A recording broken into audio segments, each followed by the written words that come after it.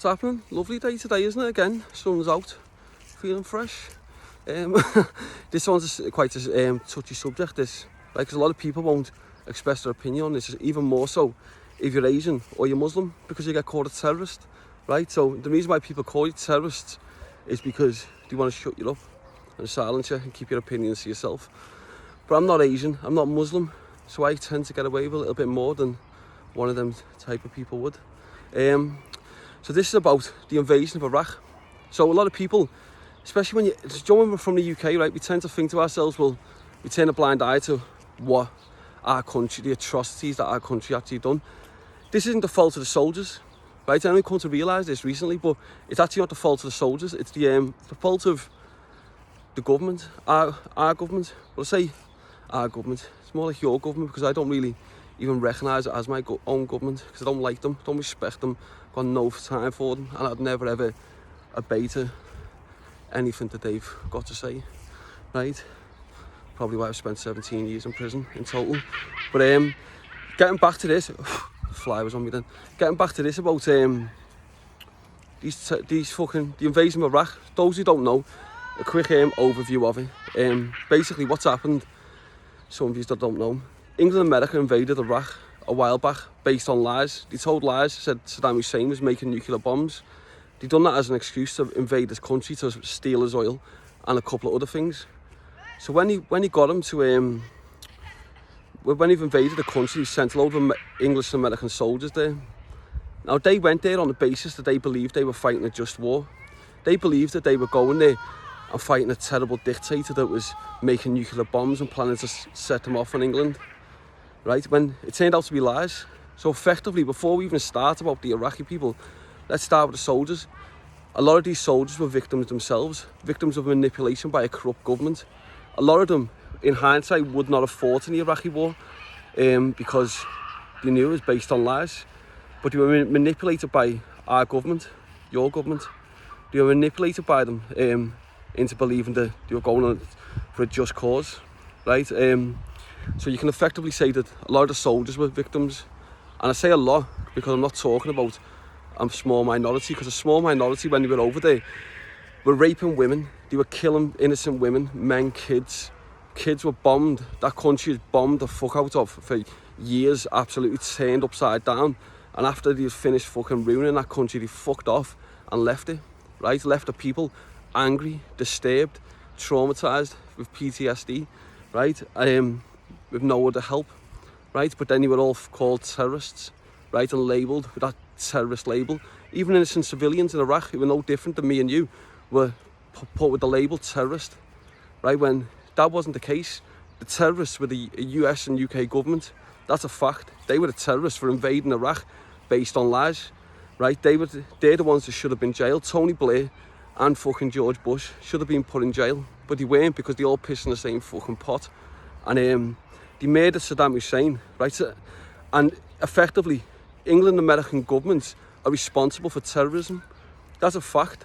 You can sit there, some of you fucking royalists, right, and turn around and say, oh no, they're not, when they fucking are. And I'll tell you why, because Saddam Hussein had control of all these terrorist cells, all these terrorist sects that were just there incubating, right, ready to flourish. Saddam Hussein had control of every single one of them, the Taliban, Al-Qaeda, every single one of them. So if any one of them got above their station, Saddam Hussein would shut them right down.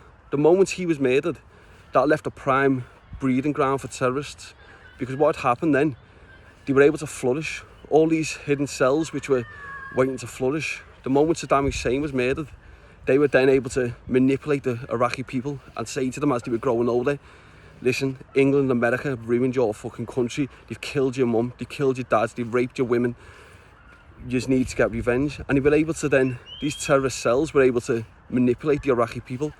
So as the years went by, all these people, suicide bombers, everyone else, they were all coming through, brainwashed to believe that it's us, the British civilians, that are the fault, when the truth is, this isn't our fault. It wasn't our fault.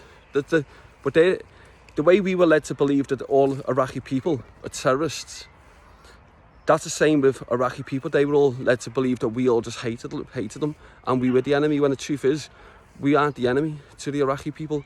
We weren't the enemy to them. And they weren't our enemy, the civilians.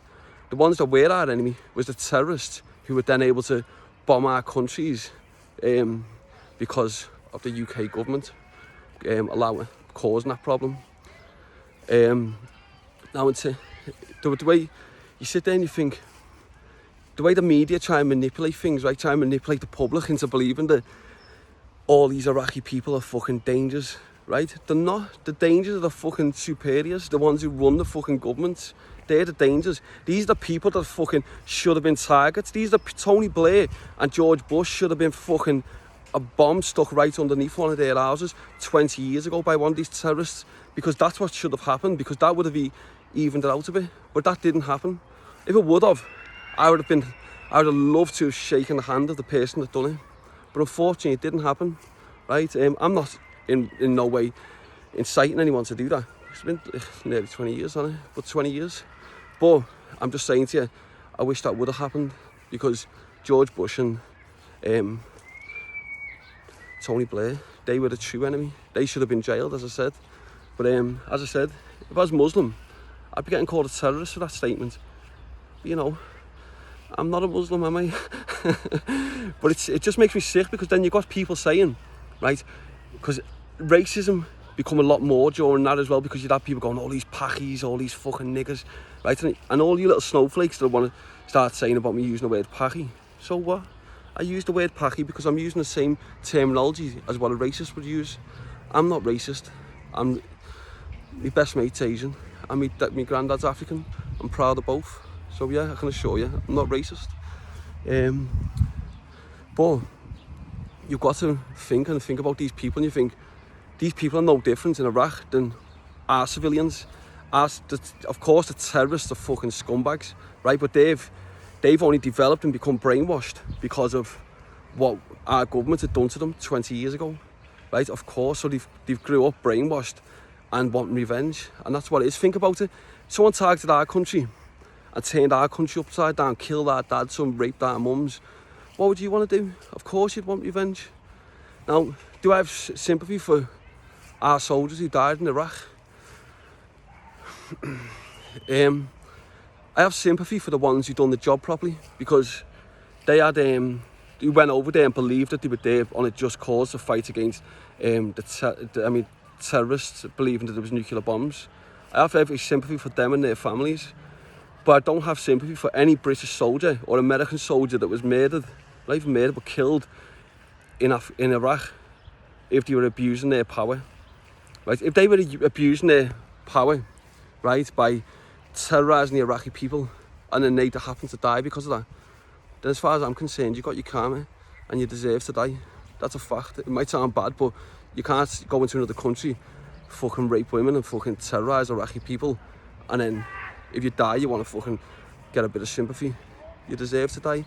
But obviously, if you're a British soldier and you've actually fought in a war, believing that it was for a just cause, and you've done your job properly, just fighting for your country, then all respect to you, because you're fighting for your country, and you've got to respect any person that does that if they believed it, if their intentions are pure.